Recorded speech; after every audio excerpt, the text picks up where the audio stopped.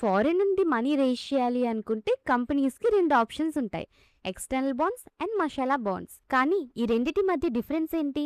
ఇప్పుడు మనం డీకోడ్ చేద్దాం. ఒక ఇండియన్ కంపెనీకి పెద్ద ప్రాజెక్ట్ కోసం ఫండ్స్ కావాలనుకోండి, అది ఫారెన్ ఇన్వెస్టర్స్ దగ్గరికి వెళ్ళింది. రెండు ఆప్షన్స్ ఉన్నాయి. Option 1 external bond. కంపెనీ చెప్పింది మీరు నాకు డాలర్స్ లో మనీ ఇవ్వండి అని. ఇన్వెస్టర్స్ $1000 ఇచ్చారనుకోండి, కంపెనీకి ఇప్పుడు డాలర్స్ వచ్చాయి, ఇంట్రెస్ట్ కూడా డాలర్స్ లో ఇస్తుంది, ఫైనల్ గా రీపేమెంట్ కూడా డాలర్స్ లో చేస్తుంది. కొన్ని రోజుల తర్వాత డాలర్ వాల్యూ పెరిగిందనుకోండి, అప్పుడు కంపెనీకి సేమ్ $1000 రీపే చేయడానికి ఎక్కువ రూపీస్ కావాలి.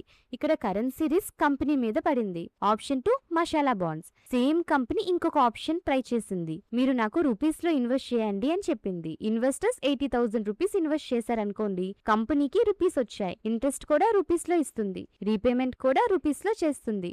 ఇప్పుడు రూపీ వాల్యూ తగ్గిందనుకోండి, అప్పుడు ఫారెన్ ఇన్వెస్టర్ కి యాక్చువల్ రిటర్న్స్ తగ్గిపోతాయి. ఇక్కడ కరెన్సీ రిస్క్ ఇన్వెస్టర్ మీద పడింది.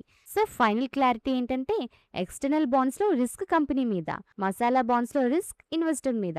ఒక పాయింట్ గుర్తుపెట్టుకోండి, కరెన్సీ చేంజ్ ఎవరిని ఎఫెక్ట్ చేస్తుందో అదే డిఫరెన్స్ అన్నమాట. సో ఫైనల్ గా కంపెనీ సిచ్యువేషన్ ని బట్టి స్మార్ట్ గా ఆప్షన్ సెలెక్ట్ చేస్తాయి, కాస్ట్ వర్సెస్ రిస్క్ బ్యాలెన్స్ చేసి. సో ఈ వీడియో కనుక మీకు నచ్చినట్లయితే like and subscribe to marketers Telugu. నేను సెబీ రిజిస్టర్డ్ అడ్వైజర్ ని కాదు, ఈ వీడియో కేవలం ఎడ్యుకేషన్ పర్పస్ కోసం మాత్రమే. Thank you for watching.